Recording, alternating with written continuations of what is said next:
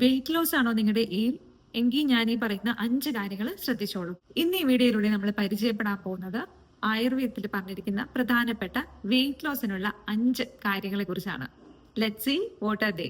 വീഡിയോയിലേക്ക് കടക്കുന്നതിന് മുന്നേ ചാനൽ ആദ്യമായിട്ടാണ് കാണുന്നതെങ്കിൽ do subscribe to it. Videos ഇഷ്ടപ്പെടുന്നുണ്ടെങ്കിൽ give it a big thumbs up. ഈ വെയിറ്റ് ലോസിന് വേണ്ടി പരിശ്രമിക്കുമ്പോൾ നമ്മുടെ ശ്രദ്ധ മുഴുവനായിട്ടും ഫാറ്റ് മെറ്റബോളിസത്തിലായിരിക്കണം. അല്ലാതെ തൂക്കം കുറയുക എന്നുള്ള ഒരു പ്ലാനിൽ മാത്രമായിരിക്കരുത്. ഫാറ്റ് മെറ്റബോളിസം ഒരാളുടെ ദേഹത്ത് നല്ല രീതിയിലല്ല നടക്കുന്നതെങ്കിൽ അവിടെയാണ് വെയിറ്റ് ഗെയിൻ ഉള്ള സാധ്യത വളരെ കൂടുതലാവുന്നത്.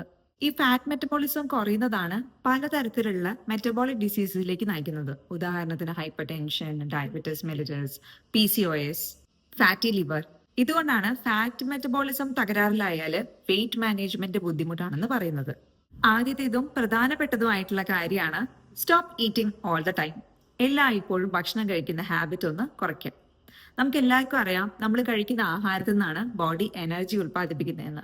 സോ നമ്മുടെ ബോഡിയിൽ എക്സസ് ആയിട്ടുള്ള സ്റ്റോർഡ് ഫാറ്റ് ഉണ്ടെങ്കിൽ ആ സമയത്ത് നമ്മൾ ചെയ്തു കൊടുക്കേണ്ട ഒരു കാര്യം എന്താണെന്ന് വെച്ചാൽ നമ്മൾ ഇടയ്ക്കിടയ്ക്ക് ഈ ഫുഡ് കഴിക്കുന്ന ഹാബിറ്റ് ഒന്ന് കൺട്രോൾ ചെയ്യുക. ഈ ഇടവിട്ട് ഭക്ഷണം കഴിക്കുമ്പോൾ നമ്മൾ അറിയാതെ തന്നെ നമ്മളെ ബോഡിക്ക് ഒരു ട്രെയിനിങ് കൊടുക്കുകയാണ്, എനർജിക്ക് വേണ്ടിയിട്ട്, ഫുഡിനെ ഡിപ്പെൻഡ് ചെയ്യാൻ വേണ്ടിയിട്ട്.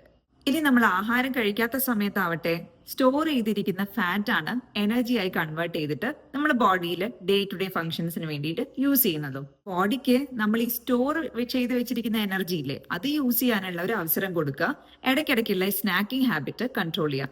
അത് കരുതി നമ്മൾ ലോങ് ഡ്യൂറേഷനിലേക്ക് ഫാസ്റ്റിംഗ് ചെയ്യാനോ അല്ലെങ്കിൽ പട്ടിണി അടക്കുക എന്നുള്ള ഒരു കൺസെപ്റ്റിലേക്കല്ല പോകുന്നത്. ഒരു ഫിക്സഡ് മീൽ പ്ലാൻ വെക്കുക, ആ സമയത്ത് മാത്രം ഭക്ഷണം കഴിക്കുക. ബേസിക്കലി വിശക്കുമ്പോൾ മാത്രം ഭക്ഷണം കഴിക്കുക. ഇടവിട്ടുള്ള ഈ സ്നാക്കിംഗ് ഹാബിറ്റ്സ് ഒക്കെ ഒന്ന് കൺട്രോൾ ചെയ്യുക. രണ്ടാമത്തെ പ്രധാനപ്പെട്ട കാര്യമാണ് include fat burning food in diet. എല്ലാവർക്കും അറിയാലോ, നമ്മളെ ഫാറ്റ് മെറ്റബോളിസത്തിൽ പ്രധാനപ്പെട്ട ഒരു അവയവമാണ് ലിവർ. സോ ലിവർ ഹെൽത്തി ആക്കി വെക്കുന്നത് ഫാറ്റ് മെറ്റബോളിസം എളുപ്പത്തിലാക്കും. അതിനായിട്ട് ലിവറിനെ സപ്പോർട്ട് ചെയ്യുന്ന ആഹാരങ്ങൾ നമ്മളെ ഡയറ്റിൽ ഉൾപ്പെടുത്തുക. സേ ഫോർ എക്സാമ്പിൾ ക്രൂസിഫറസ് ആയിട്ടുള്ള vegetables like broccoli, cabbage, cauliflower, Bristol sprouts and basically all green leafy vegetables. പിന്നെ സ്പൈസസ് നമുക്ക് യൂസ് ചെയ്യാം like ginger, coriander, cumin, turmeric, cinnamon. അതുപോലെ തന്നെയാണ് വാം വാട്ടറും ലെമണിന്റെയും യൂസ്. ഇതും നമ്മളെ ഫാറ്റ് മെറ്റബോളിസത്തിന് എളുപ്പത്തിലാക്കാൻ വേണ്ടി സഹായിക്കുന്നുണ്ട്. മൂന്നാമത്തെ പ്രധാനപ്പെട്ട കാര്യമാണ് ഫിസിക്കൽ ആക്ടിവിറ്റി.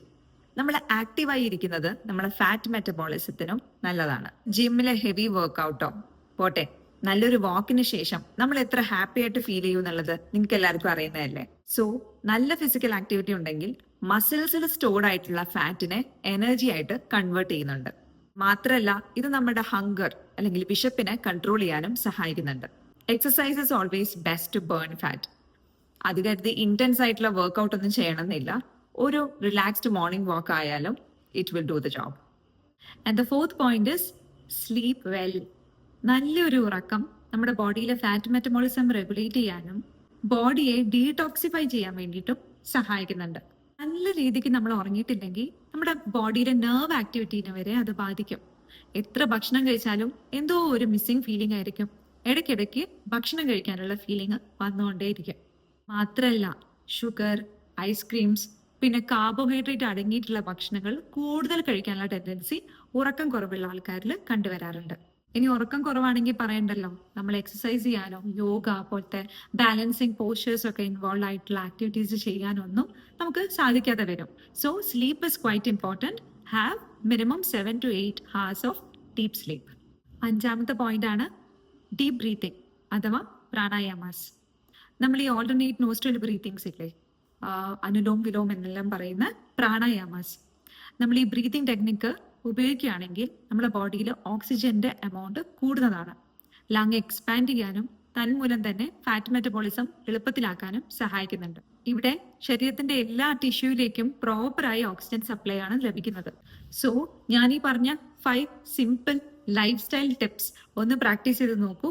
ഡെഫിനറ്റ് ആയിട്ടും നിങ്ങൾക്ക് ഒരു ഷോർട്ടർ പീരീഡിൽ തന്നെ നല്ല ഇംപ്രൂവ്മെന്റ് നിങ്ങളുടെ വെയിറ്റ് മാനേജ്മെന്റിൽ കൊണ്ടുവരാൻ കഴിയും. ഞാനീ പറഞ്ഞ കാര്യങ്ങളെക്കുറിച്ച് നിങ്ങൾ നേരത്തെ ചിന്തിച്ചിട്ടുണ്ടായിരുന്നോ? ഇതിൽ ഏതെങ്കിലും നിങ്ങൾ ഓൾറെഡി പ്രാക്ടീസ് ചെയ്യുന്നതായിരുന്നോ?